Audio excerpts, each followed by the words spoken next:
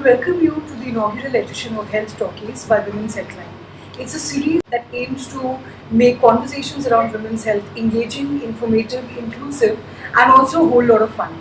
And today, as part of our ongoing campaign Beauty Fulfillment, we are here with three women whose work on social media and also offline is extremely inspiring. They are writers, they are also social media mavericks, and they're also role models for a lot of young people like us who aim to do meaningful things in life and try to insert some meaningful conversations in the online space. We have Madhulika Liddle, Kiranjeet Chaturvedi, and Dr. Bijayalaxmi Nanda with us, and we will be talking about how women who are beyond the reproductive ages or the glamorous ages, as we like to call them, are often marginalized from conversations on women's body image and health. So we'll start with Madhulika, and actually we can all sort of have a conversation.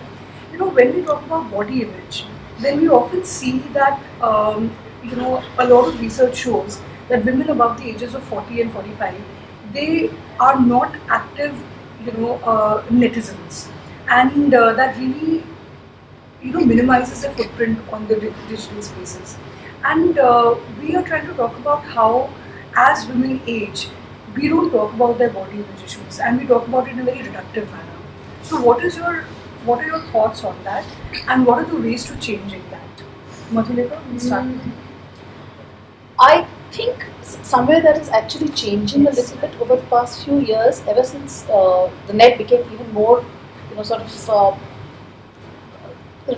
less restricted than it used to be. For instance, I remember 10 years back, the net was rather more confined.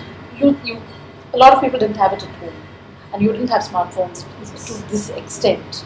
Now, like almost everybody has a smartphone. So I would think that the net is actually more easily accessible to a lot more people, including a lot more women who are a little older. But I think more than that, more than the thing about women being digitally, it's the access to the net or to ideas floating about on the net. I think what we need to understand more is the core mentality of a woman of our age. For instance, I have lots of friends who are on social media, say my school friends or my college friends, but whose mentality is different. That is not, the body image and of a healthy body image is not what they're looking at. Their focus is on the other things, which may or may not be, sort of contributing to a healthy body image of themselves.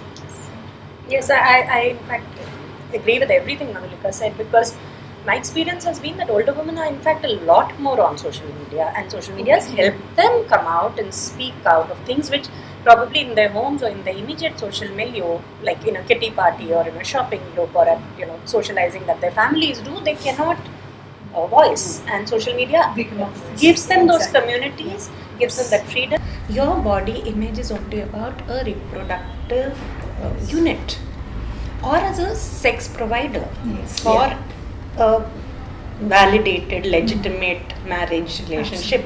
And वो हो गया तो उसके बाद ज़रूरत क्या है सोचने की, कहने की?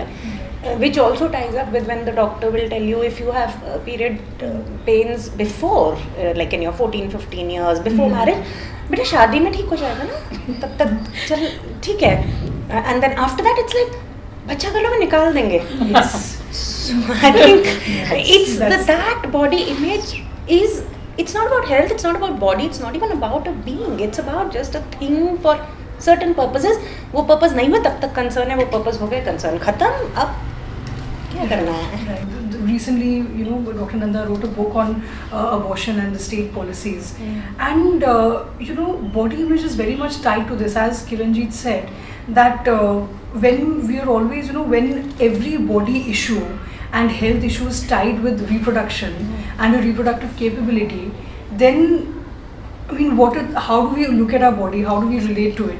So, Bijayalaxmi, in the course of even writing the book, What has been your observation, and what would you like to, what is your intervention on this kind of mentality? Okay, so there are two things about this. One, of course, when you engage with the reproductive body, there's a whole host of issues around reproductive rights. And you engage with that from the perspective of the woman who is in that particular period of reproduction. And in that sense, that embeddedness really comes in from the politics of reproduction. And that could be different for different countries. The digital space is seen to be as one country. But I think the most important thing is that there is no single story about even the digital space and how we play out our reproductive bodies there. So in that sense, abortion plays out very differently. So for Indian women, there's also no single story. Yeah. I mean, there are so many different stories about how we, interact and bargain and negotiate for our positions within the social media, within the digital media. So here again, abortion can play out very differently. One is, of course, abortion in terms of gaining rights over our body, bargaining and negotiating for some kind of control. The other part of that is sex-selective abortion or gender-biased sex selection. And that again plays out against your body. So therefore, it is important that we kind of look at this notion from different perspectives and multiple perspectives. So the digital media really engages with a particular notion, which again will play out in a very mainstream manner. So when it is a young woman who has given birth to 2 twin daughters, and she is playing out this particular thing in the digital media, her story will be picked up. It will be talked about, and it will be splashed all over the media. But ultimately, that is not a story that is going to be picked up by the state, by the policy, by the society. And I think that is where we need to negotiate. I think we have to be very careful not to tell a single story about older women, because older is also relative. Yes. We are saying 40 is older. In the West, when you have a longer lifespan, 40 is actually not. Actually very. And having turned 50, I don't think even 50 is the point. So I think we need to look at also in the way in which we look at the idea of the older, and the stigmatizing of the word older is very much a part of digital media. No matter how much we make our presence felt, it is still about a marketed idea of beauty. Yes. I think, Dr. Nanda, you made a very relevant point about how we are talking about what do we consider old, There's also, old and healthy. Both these terms have become very pejorative, when, like, I come from a place like Lucknow, where if say, acha, ye to very healthy hai, that means she is fat. Where basically these are the things, this is the kind of language that really undercuts what the right notions are, A healthy body is not a fat body, and it's the opposite of me in my case, like now I put on just a little more weight than, a lot more weight than actually what I used to look like, and my mother's so happy, I'm healthy ho gaya to. That's true. And that's a developing country notion of healthy. Yes, because we were so starved and emaciated. So to my parents it was always ki khati nahi. So now they're like, chalo, you're normal, you're healthy. So that's better than anorexia. Because that's what they used to call me. So before this started, we were having a conversation on hysterectomy and how hysterectomy has become quite a route for a lot of women who have had 2 children. And they are having gynecological issues and uterus issues. And like you said, doctors are very cavalier about saying that, 2 bachche ho gaye, umar kya ho gayi, okay, now, we can go for a hysterectomy. But somehow, when my mother also, she also had hysterectomy. And she went about it in a very quiet manner because, she was still much younger at that time. She was, I think, in her late 30s, early 40s. She was much younger than. But hysterectomy is something that makes a lot of women feel very empty inside afterwards. And there are these notions that after hysterectomy your sex life suffers, all those things. But that is not exactly the case. So when we talk about, post-reproductive years and health after that, what are the things that we are not talking about? Can you shed some light on that? What are we not talking about? I think what you say about sex life, that is I think a very major part, because everything else is actually quite open, relatively open. Because the thing about hormones, for instance, Everybody talks about hormones. Yes. Hormones. That is an open thing. The fact that, okay, now you're not having children anymore, that is also an open thing. But the relationship you have with your partner, we don't talk about that. I mean, still in India, sex is something which a young woman does. You know, it's sex is for the younger.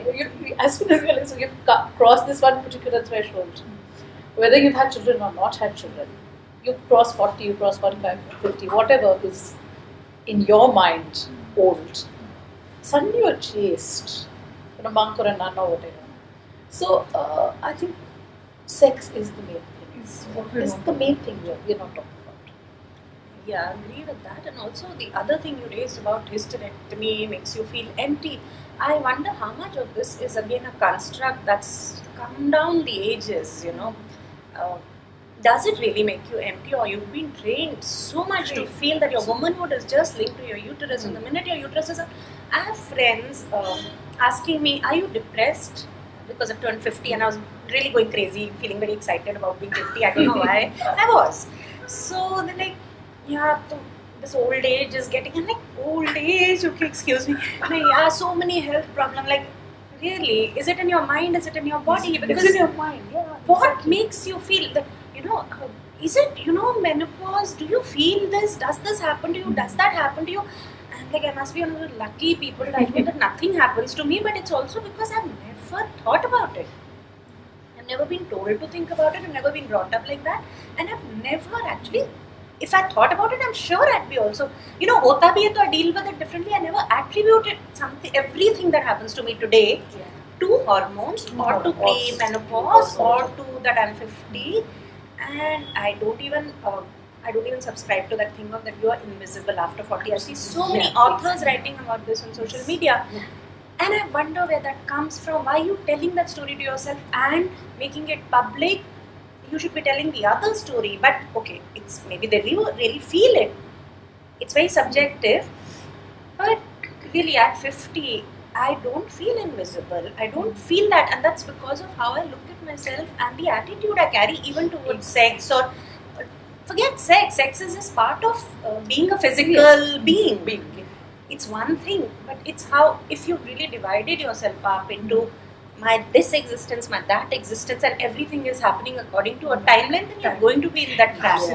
That's what I feel about all of this. So just to add to that, hysterectomy. Now, I think again, one has to be alert that hysterectomy could be a choice for some women. For some women, it could be forced by their gynecologist, and there is medical, ethics there that needs to be played out.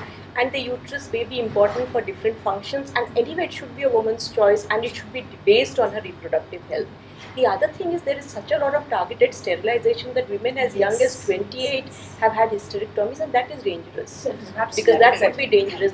Because there is no post care after that. In fact, and that these could issues lead, are not talked about. That could lead Actual to health heavy bleeding. Because I thought that's what we want to engage with. And the other thing is menopause just something that happens and then we are supposed to put it aside? Yes and no. One is that we should not feel much about it. But does it impact health? Yes, it does. It does. And it needs to be there on the cards. It needs to be talked about. Yes, it's only one hormone, but it leads to certain major health problems. And the health policies as well as the health system do not address it beyond giving you hormonal therapy. Yes. But there are other things. There is heart disease, there is bone disease, there's a lot of mental health issues that women face, and all of this is related to certain kinds of things that need to be noted by a system, by the state. So invisibilizing can also happen if you have a approach of, I have triumphed over it all, because that could also be a part of a certain kind of stereotype about being brave and courageous. And we have to be careful not to fall into that story also. I mean, women have to really negotiate with a lot. There's a privileged position, there's also this position that I am celebrating, I'm 50. I'm not the happiest person alive. I'm not. I mean, I'm talking about myself. But is it related to turning 50? No, it's not related to turning 50, but it is related to the fact that as a woman of 50s, a certain kind of expectation is there on us, and we need to bring it out. Young people do talk about depression a lot, but we are not supposed to, because we are supposed to be zen down and saintly and not wanting sex. No, I want all of those things that I wanted. But this is what is not in the conversation when it happens. It all just gets into this very mystical area of menopause, how you're not talking of the specifics. Exactly. And if you do, then you actually can overcome a lot of things because you're dealing with factual stuff, you're dealing with scientific, data, which And is hormone not therapy happening. is not the way to go. It's not. So, the thing is this is something that our work as Women's Healthline and even my personal work in, women's health, the thing that please correct me if I'm wrong, but what we try to see is that, here we are sitting, you are women who are very much net savvy, there is a certain sort of class position and everything that's informing the thought process and the interaction. But if you just go a few kilometers away from Delhi, in urban spaces, the conversations are radically different. For instance, there are things that when we talk about menopause, we talk about menopause they talk about menopause in a very strange sort of way. It's not a health-oriented way. It's a rites of passage. Just like menstruation was a rites of passage, so is menopause. And that, like Dr. Nanda said, it takes away from the real health issues, but it talks about the psychological, social, cultural space that a woman occupies after that. So, how are those conversations to be negotiated? Because people still don't know how to talk about women in a healthy way. Swarnima, that's happening in Delhi. In my Delhi circle, in my itself, yeah. friends, which is where I'm again coming back to, it is misinformation. There are no facts. There is so much of myth around this whole mystical process of you are now menopausal or whatever. Even during the periods, I hear it from mothers of 14, 13, 12-year-olds. So it's very much there in Delhi. I mean, not just. I'm sure. Outside. And that is where I feel the talk should, the healthy body thing, that these are biological, physical things that happen. They have other impacts. Those also need to be, there have been studies. Can that be mainstream, that conversation? And therefore the choices. So even doctors talking about it, counselors talking about it. And people do know, the experts do know, but it's never in the mainstream because it's, I don't know how that, but you would probably know better why it gets sidelined. Part of it is, of course, the medical, ethics are missing here. They want to see you as consumers, so they are going to only relate to you as that. So it's going to be cesarean births, it's going to be hysterectomies by pressure of the doctor, it could be over medicalization of menopause. Yes, We don't want all of that. We want a certain kind of a package coming in from some certain kind of an understanding of reproductive health. Why not? Even if I don't give birth to a child, I think I have every right to have because you some still care. have that same I have body. the same Your body is Yes. which doesn't happen. It completely gets into There's those roles and only for those roles and the functions they're meant to. Also, the fact there's so much of importance in Viagra because of that. But I think estrogen cream should be as much out there. If you're talking to urban middle class women who can access that, they do that in silence. In silence, like she said, it's that you're. What was the word she used? Some zened out. I mean, and Vaseline is not going to help. So that's what. And it's not healthy actually. Yeah, it's not healthy at all. It leads to a lot of RTIs and reproductive tract infections. UTIs are very common. UTIs, in fact, is another thing which is something so we need to common, discuss. We and need it to is not discuss discussed. UTIs have led to deaths. I mean, very Yeah, often. absolutely. Very often. In fact, And it is delayed. The woman would have been suffering for at least a month before it is even taken to the doctor. Months. At least a month. So I'm bad saying. that, I've You can't actually walk. I I've went had to a once. gynecologist Screaming pain. for an endometrial biopsy. And it was because of that You found out I actually had, I got one.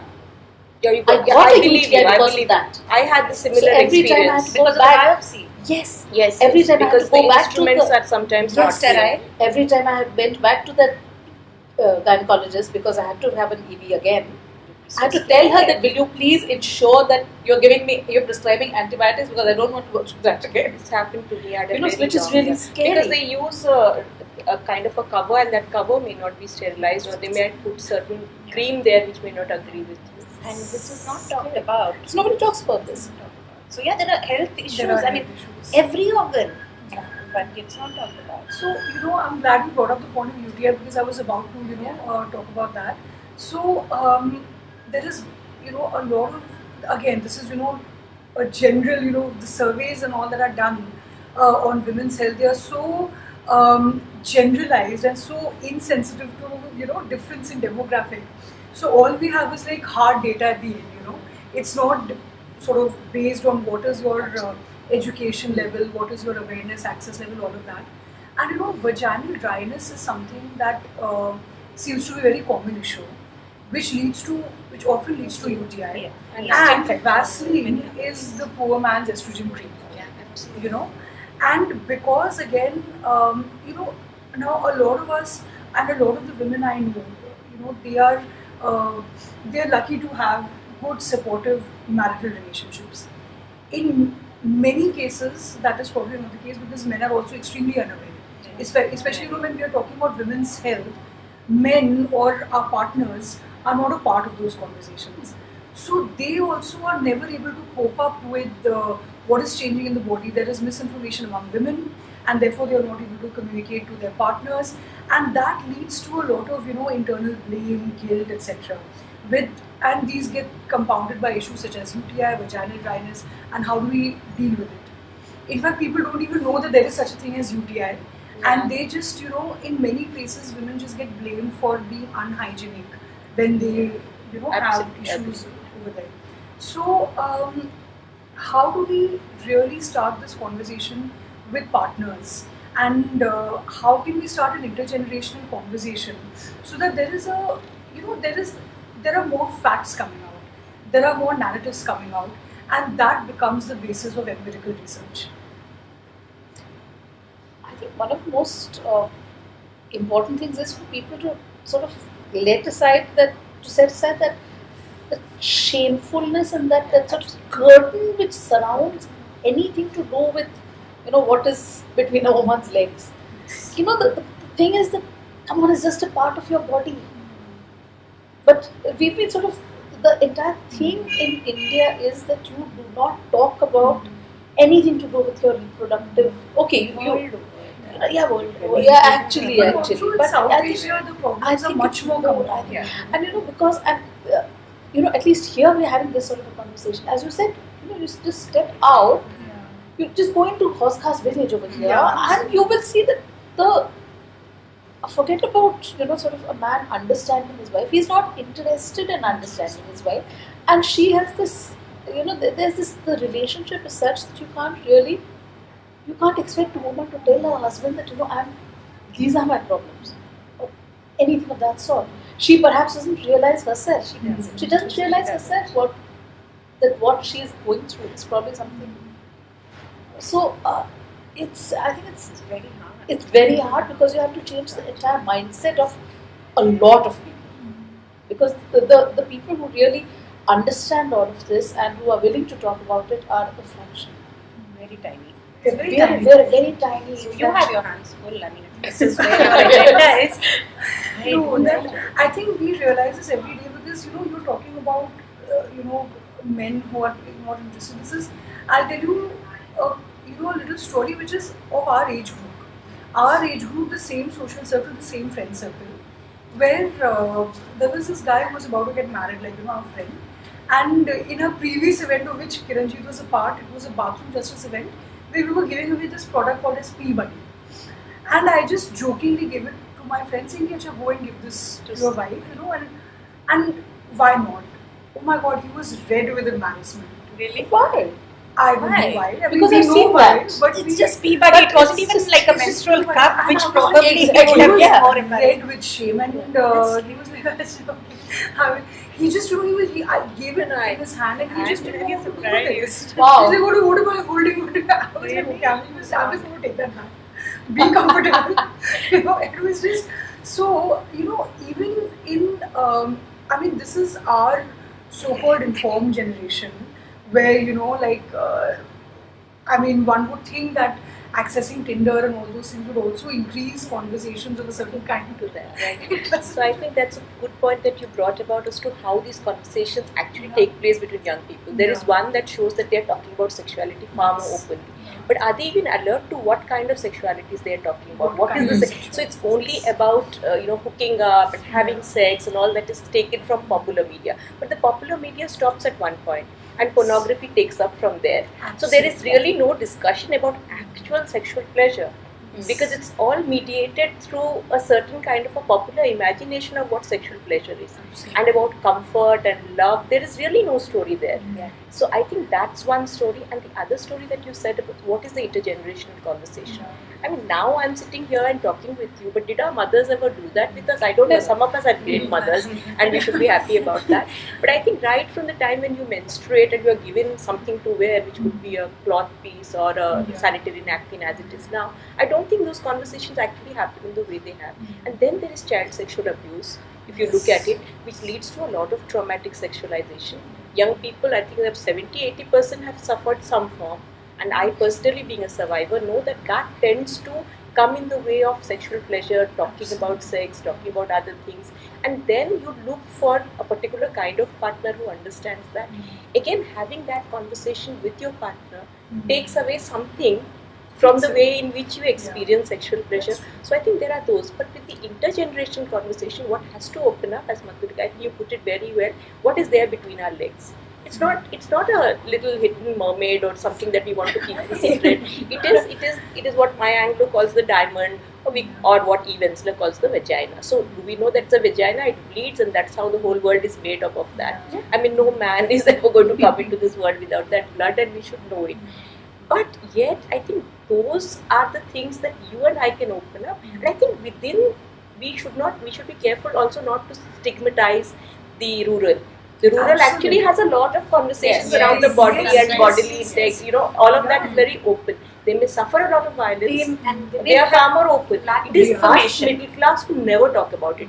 I mean, there's a one point of time when you're dating, you behave as if you don't have any body. You don't have. You don't pee. That's why that pee body was a problem. You never go to the bathroom. And I remember holding, and my bladder has this amazing control down because of that. Because everywhere you want to be this perfect person who never goes to a loo. Never farts. Never farts. Or shaves your legs for that. Exactly. My legs are never shaved, but the point is that never happens. You can never talk about it. So I think I can understand the anxiety of the young man to hand over a pee body to his. Also, since you spoke about not stigmatizing, this is another sort of, othering that we see, especially in the health space. As a person who has been a practitioner, in sanitation, when we go to rural areas, we say yes. I mean, of course, there is lack of access or information, all of that. But there is, at least in the spaces that I visited, women have their language of talking to each other. Whether it is through folk tales, or it is through rural songs, or it is through these marriage songs that older women are singing when the young girl or the young bride is getting married. So women develop a language in which they're speaking.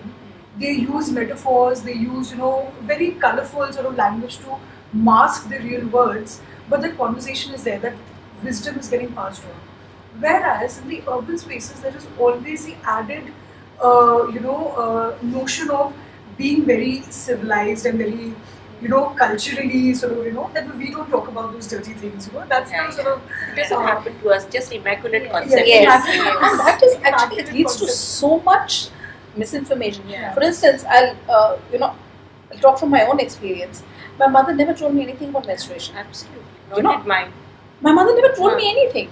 And one day I remember, I was like, maybe, I must have been about 11 or 12. And I went to school after, I think I'd been ill or something. So I'd been away from school for a couple of days. And I went back. And there was this whole thing in school, one friend of mine came to me, do you know what?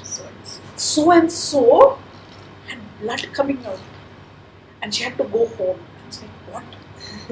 And fortunately, I had a sister who was 5 years older than me. So I sort of went and asked her, what was this? Well, no, it was going to come.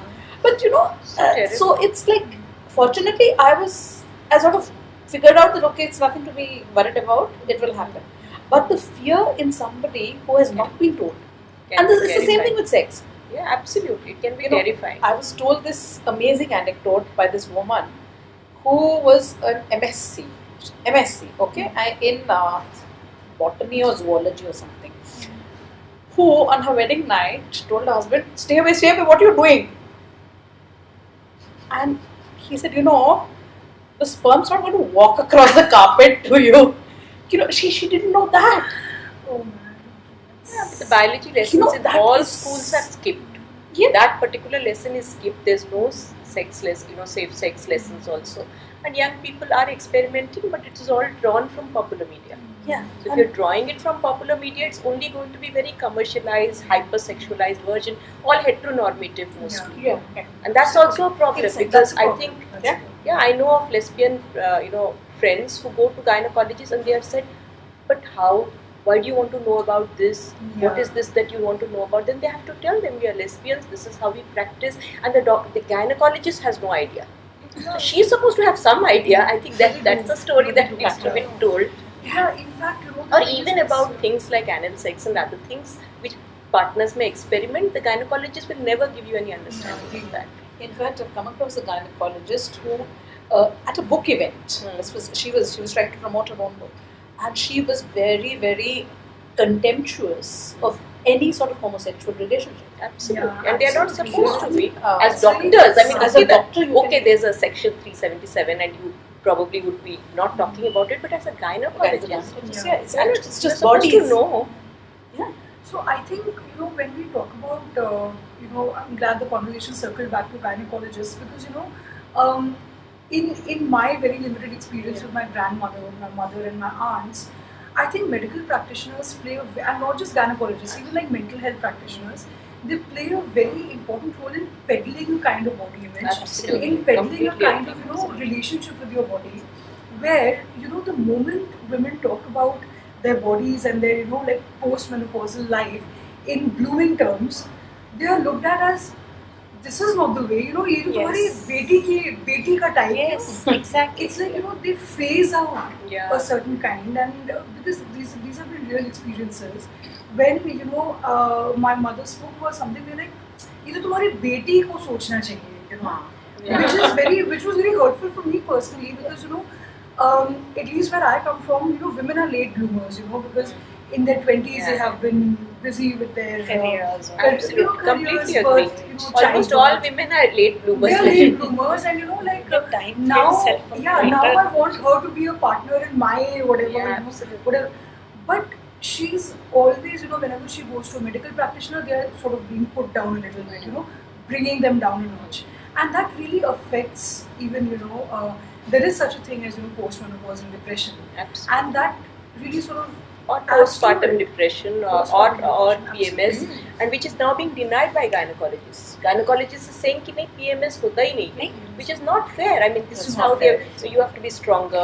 And postmenopause क्या So होता this है? two things. You have to be stronger, and the other is invalidating the whole Yeah, experience. that's this is very Yeah, typical to a woman's And body. actually, this thing about you have to be stronger does not work actually for depression. I mean, Doesn't work for anything. Doesn't work for Doesn't work for anything. anything. The body is You the may body. want to be as strong as anything, but unless your And- body is No, but if it is based on facts, it may work. That if your misinformation is taken away, Yeah. then that makes you stronger. But just saying that on the one hand, there's this whole depression. Okay, now I'm losing everything, and on the other, no, you're not losing it. But where are the facts? Where is the empirical basis for you to For feel you to feel, differently? Either way, it is not there. Either way. Yeah, in fact, Kiranjeet, you're right. The thing is this, that when women reach a certain age, again, like for us, age is completely experiential. There are a lot of women who are very unhealthy even at the age of 30. Yes, exactly. So it is purely, it goes from person to person. But the language is such, that, skin is becoming loose, Yes. this, that, blah, blah. There's always this language of fading and losing, which is always associated with when I think No, the and which may moment- be factually, yes, your skin Yeah. will change, Yeah. your breast will sag, your skin will lose muscle tone.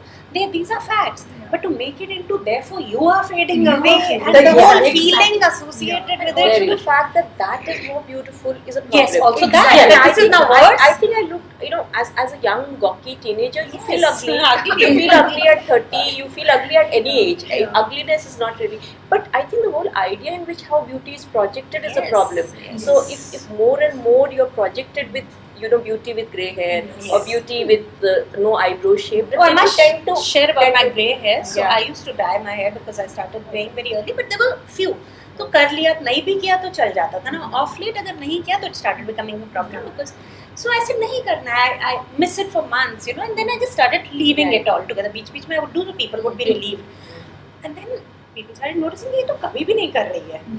Then it became a problem. So I got messages on Facebook from people who are not otherwise great friends, who we don't meet often. They're getting upset, messaging me because they are also in the same age group. तुम्हें नानी जी बनने की क्या जरूरत है इतनी जल्दी से? Wow. Hold it, yeah, we are all in the same age group. I was like, okay, when I come, can I still come to your parties, or are you going to throw me out, or should I wear a hat? I think it has to do with taking better care of yourself and being aware of your health. It's important as you grow older for both men and women. I mean, it's also not good to celebrate the fact that you are unhealthy also. Not the unhealthy. I'm not talking about that of course, definitely is coming. That's unhealthy actually. Getting it out of a bottle, which is chemical. Which is actually chemicals and we don't know whether it actually causes, because the beauty industry is one of the biggest lobbies to hide almost everything that is there to it. And so these chemicals in fact, ye karo, but health ke upar dhyan nahi do is also at the same time being said. So how many people are talking about pap smears? How many people are talking about transvaginal ultrasounds? Yes, many women of our age are talking about. In fact, you know, the thing is that, I mean, we are over here sitting in a lot of places, you know, like you said, I'm 50 and I don't feel old, but you know, there is this beauty industry where the moment you're touching 30, you're like skin cream, aging, under eye, under whatever, and then go, you know, get your youthful skin back. All of that language. The moment, you know, like the moment now there are anti-wrinkle creams for as young as 25. Yes, really? Why should a 25 year Now, old? so they're bringing it down. They look at the market, who is most insecure, who is most vulnerable and in the Asian market. And I think somewhere in the Asian market still, people are not as insecure. So therefore you might notice this, because it's maybe our kind of people who might be a little insecure, but the larger sections are not. But they are trying to build that in. Yeah, because you have to grow the sales volume. Therefore they start at 25. 28 at 30 to pakka, 30 to even when I was 30 it started. 30 is very late in fact, you know. But you know, the 7 signs of aging and also the Fair and Lovely. Now coming in smaller tubes, being made available to almost all the rural areas. That's what I wrote about. Tribal girls in Odisha. Yeah, I know. Jharsuguda, that is the story. In fact, you know, the thing is that there is another side to it. There's just a, you know, this is also a narrative that came to us that, you know, a lot of women, like you said, in South Asia, they are not very insecure and they don't. Another side to it is that a lot of women, they, because of all the socio-cultural language that they are hearing, they let themselves go in a way. Yeah, that's what I'm saying. So you know now what is left. This is They let themselves go and they're like, what will I do? Let my hair, you know, like for a lot of people, flaunting the grey hair, it is like, yeah, I mean, I'm, you know, whatever, it's my hair. But for many, it's like, yeah, ab to mere baal safed ho gaye, you know, like, it's that, there is that language also. That they let themselves go. That's more actually about the health. I think cosmetically they will still die. My mother-in-law has been like till the day she died, she had dyed her hair, but she will not take care of other things because what do? So it's that ownership of your body. It's not your body. That's the bottom line. You're it's doing not it for your body. And once you don't have to, you're a widow or you're, you know, after a certain age, or your boys have got married. What are you doing it for? And I can relate to it in a way because there was a phase when I went through it. So I had these really fancy blouses that I used to like to buy at one point of time. And then I was looking at them thinking, where am I supposed to wear them? I bought them and yet one day I'm redoing my cupboard and looking at them thinking, where am I supposed to, you know, use these? Why? And then I'm like, just use them whenever you feel like. So I went through that conversation and I the same questions came up that, you know, young, I mean, really, what am I doing at this age buying things like this? Yeah, it's and like then I got over it. But it's like the story about the bikini body, which I like. It's one of those social media things which I enjoy. I mean, some of it is things I can't relate to, but some of it I could enjoy. It says, you want to have a bikini body? Wear a bikini. Yes, that's a big word. Exactly. That's true, Yes. And you know, like you said, you know, the blouses, there is this thing that people are told so much, even in spaces like ours, that dress according to age. That's So, I wonder what people are thinking when they say dress according to, what is that? It's again the role that you've been given. Like when you're this flowering, blooming female reproductive machine, then all the symbols. So it's very linked to our folk and mythology and even ideas of, you know, Lakshmi ka roop photo. So what is Lakshmi? Lakshmi is prosperity, fecundity, all of that. And that's symbolized by red, yellow, saffron, gold, jewelry, smiling face. So all of that is to make you into that image. And once you've done all that, Renegade. Next generation something else bano and jinka roll and then don't compete and all that rubbish also happens by the way. I'm very glad you got the don't compete thing, because a friend of mine, so he got married recently and there are two brothers. Both brothers have now gotten married, and his mother, she attended this party, she was beautifully turned out, and somebody commented, "Are you competing with your daughter-in-law?" Exactly. And I mean, this is, and they, of course, they said it jokingly, because that It's makes complimented, it that's a way to compliment, but the fact that look at the words. Look at the word. Are you trying to compete with your daughter? Because I mean, it was. I of course was not a part of the conversation, but it hit me, and of course, these are the kind of things that are sort of peddled all the time. That a woman who now has two daughters, a lot of these women are much younger, because so they get and not just competing again. If about body health, so I know friends' mothers who are. I mean, these friends are much younger. Their mothers are closer to my age than the friends are, and all of them, and some are much older also. The friends are closer to my age, so their mothers are closer to my age. But they've been widows. So I'm talking of 4 ladies who've been widows since their 30s or late 20s even. So now they've been widows for 30 years almost, and it's never even considered. I mean, the body is, again, now the body is just a machine that's working to keep the children alive and, the house running. And there is nothing else in her life. Never thought that she might want to remarry, might get remarry, have a relationship. That to forget entirely. And now, when all that role is also taken away, who is she? And what is her body for? So it's falling ill. That body is crumbling because it's like, who am I? What is my purpose in this life? And they're having physical, emotional, mental, all sorts of health issues and chronically badly ill. And the doctors, otherwise physically on parameters, you're okay. Now you're constantly falling ill. So there's that also, that if you've not been allowed, healthy body image comes from this healthy, not just the body image of what you are as a person. Again, and whether you own that body and you have the right, not just to, now because the provider has died and now you've got this compensatory job in his office, and now you better just prove yourself so good at work and bring up your children really, really well.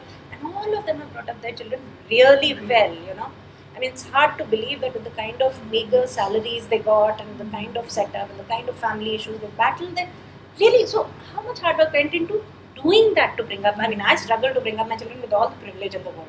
And I wonder how those women did it. It's a struggle anyway at any point.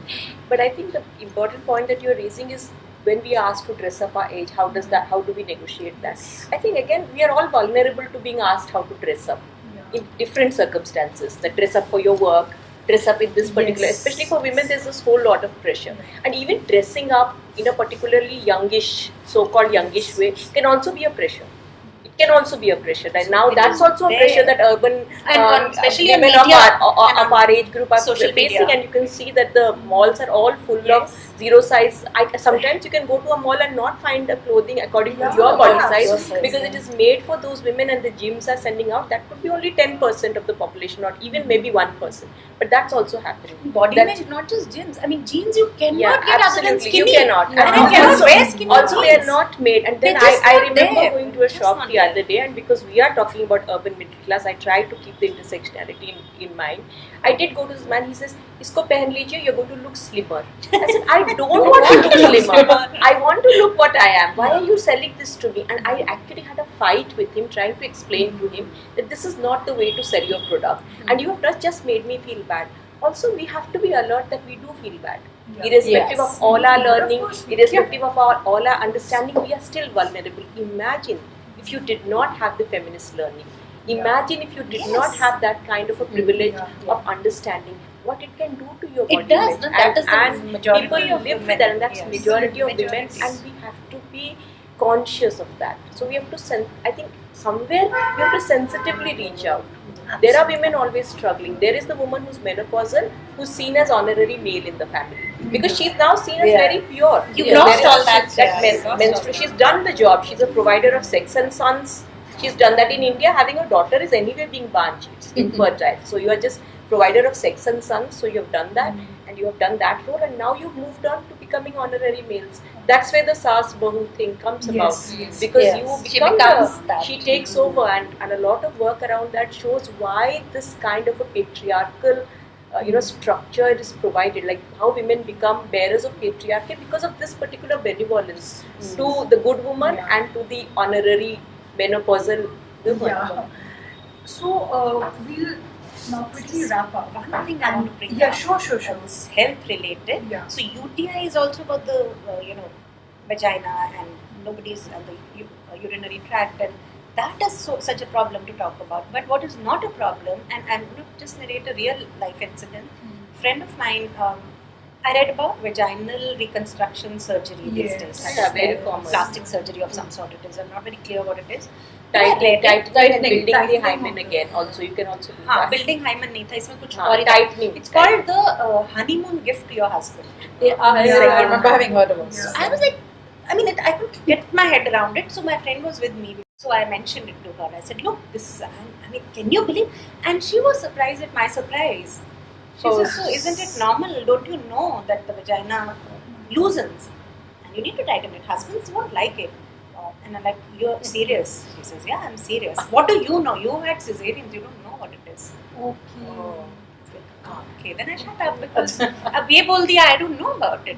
My vagina has never stretched to deliver a baby, so I don't know. Yeah. Could be experiential. And she said, yes, of course, I would go for it. And also they have sutures, no? Because so she said, I would go for it. Yeah. And I was so shocked because this is a girl I know very well, and I never thought she could say something like this. But she said, I would go for it. No, ironically, she has a whole lot of health problems which she's not addressing. Exactly. Ironically, but she will go for this. We talk about losing vagina. And also we think of the vagina as the only space for infections. But actually oral sex and other things can cause infections in the throat, and you might find, and that's also never discussed. These things are RTIs are never discussed. Even without sex, there could be a number of RTIs, and not all of that has to be seen as sexual. Absolutely. Yeah, exactly. Also, very interesting, you mentioned like how vaginas have to be reconstructed because they get loose.